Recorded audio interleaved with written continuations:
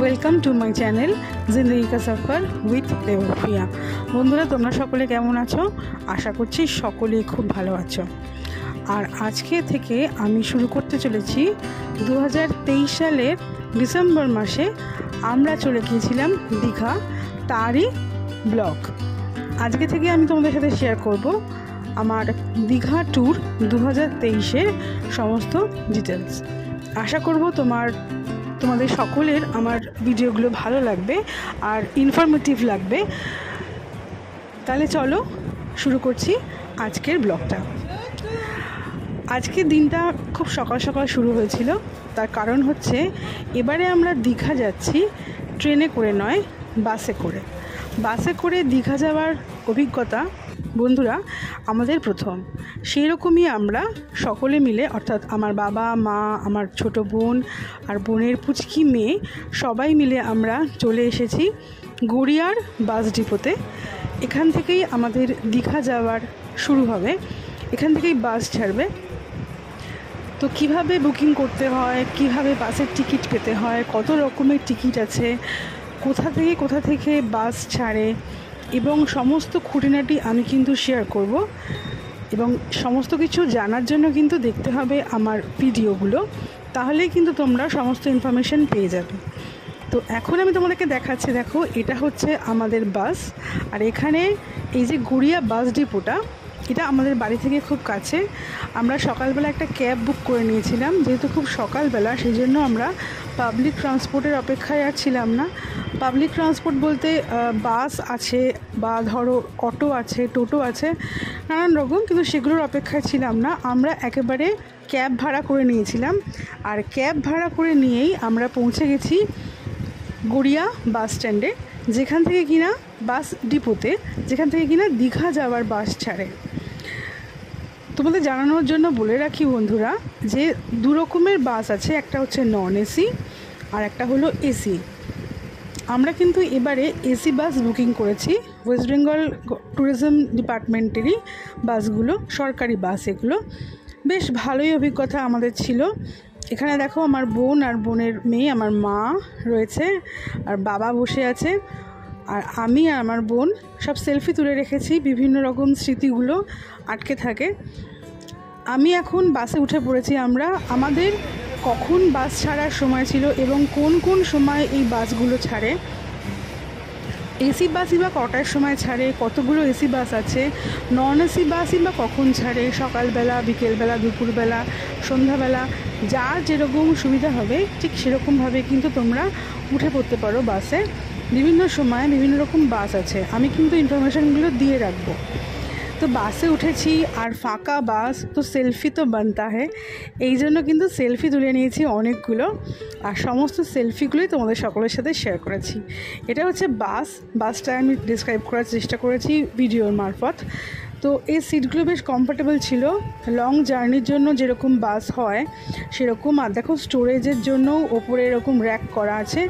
যদি একটা কথা বলে রাখি, সেটা হলো আমার ব্যক্তিগত মত হলো যে যেহেতু দীঘা খুব একটা বেশি বড় জার্নি নয়, তা হলেও কিন্তু যদি কারোর অনেক বড় ফ্যামিলি হয়, ফ্যামিলি মেম্বার্স অনেক বেশি হয়, তাদের জন্য কিন্তু অনেক মালপত্র রাখার জন্য সুইটেবল নয়। পায়ের কাছে রাখতে পারো, ওপরে যে স্টোরেজের জায়গাগুলো আছে সেখানে বড় বড় সুটকেস কিন্তু তুলতে পারবে না, সেক্ষেত্রে ছোট ছোট সুটকেসগুলোই ওপরে রাখতে পারবে।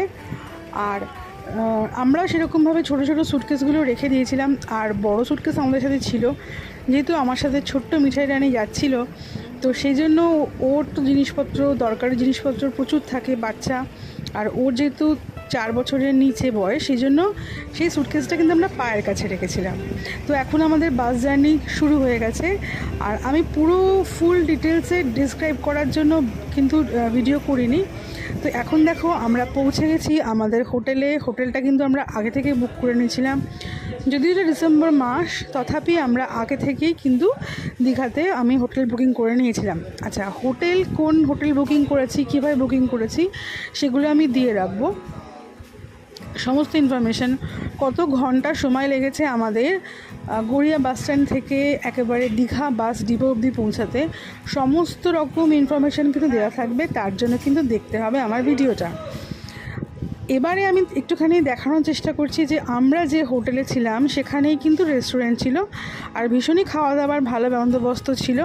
এখানে দেওয়ালে কতগুলো ছবি আঁকা ছিল, যেগুলো দেখে ভীষণ ভীষণ ভালো লাগছিল। বিভিন্ন রকম ছবি বিভিন্ন রকম মানে প্রকাশ করছিল।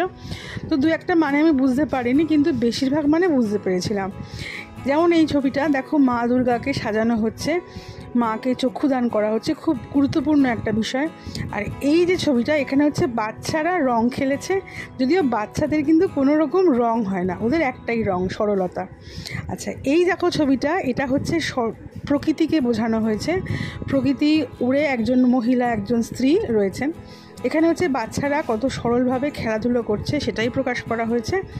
বিভিন্ন রকম ছবি দেখো, এখানে হচ্ছে প্যান্ডা কিং বলে একটা সিনেমা আছে, বাচ্চাদের সিনেমা, সেখানে পান্ডা কীভাবে ইভলিউশন হচ্ছে সেগুলো ছিল। এখানে হচ্ছে নানান রকম খাওয়া দাওয়া রয়েছে, বাঙালির খাওয়া দাওয়া এখানে পোর্ট্রেট করা হয়েছে। এখানে হচ্ছে কন্টিনেন্টাল আর চাইনিজ খাবারকে বোঝানো হয়েছে। খুব সুন্দর ছিল এই ছবিগুলো, প্রত্যেকটা ছবি কিন্তু অসাধারণ। আমি শিল্পীর নাম উল্লেখ করতে পারলাম না, কারণ আমার এখনও মনে নেই। এখন আমি যখন তোমাদের সাথে শেয়ার করছি ভিডিওটা, এটা হচ্ছে 2024 সাল, আর 2023 সালের ভিডিও আমি তোমাদের সাথে শেয়ার করছি। তোমরা বলতেই পারো যে কেন হঠাৎ এত পুরনো ভিডিও আমি শেয়ার করছি। তার কারণ হলো নানান রকম কাজের চাপে, বলতে পারো জটিলতার জন্য আমি করে উঠতে পারিনি, সেটা আমারই গাফিলতা। কিন্তু এবার থেকে আমি ঠিক করে রেখেছি সমস্ত রকম ভিডিও যেখানে যেখানে আমি বেড়াতে যাব সবটা তোমাদের সাথে শেয়ার করব। তো এখানে দেখো দুটো বাচ্চা মিলে আনন্দ করে রান্না করছে। আচ্ছা, এটা হচ্ছে আমার লাঞ্চের থালা, কারণ আমাদের পৌঁছাতে পৌঁছাতে বেলা হয়ে গেছিলো, আর আগে থেকে কিন্তু বলা ছিল রেস্টুরেন্টে যে আমরা কি কি খাবো, সেই অনুযায়ী এখানে আমরা খাবার আমাদেরকে দিয়ে দিয়েছে। এক্স্যাক্ট মনে নেই আমার কী কী খাবার ছিল, তবে দেখা যাচ্ছে এখানে একটা আলু আর তোমার বটবটি ভাজা ছিল, একটা তরকারি ছিল, চচ্চড়ি যেটাকে বলে, লেবু, ভাত, সঙ্গে নুন, রয়েছে ডাল, আর এখানে রয়েছে আলু পোস্ত, আর এটা হচ্ছে মাছের কালিয়া। এইটুকুনি মনে আছে সমস্ত রান্না। ও হ্যাঁ, চাটনিও রয়েছে সঙ্গে। তো ভীষণই খাওয়া দাওয়া ভালো ছিল এবং আমরা সকলে খুব তৃপ্তি করে খেয়েছিলাম। আর সবথেকে বড় কথা, মিঠাই রানী, অত পুচকি মেয়ে 4 বছরের নিচে, ও কিন্তু মাছ ভাজা দিয়ে ডাল দিয়ে ভাত খেয়েছিল। অবশ্যই ওর মাও সঙ্গে করে নিয়ে গেছিলো ওর খাবার দাবার। ভীষণই ভালো।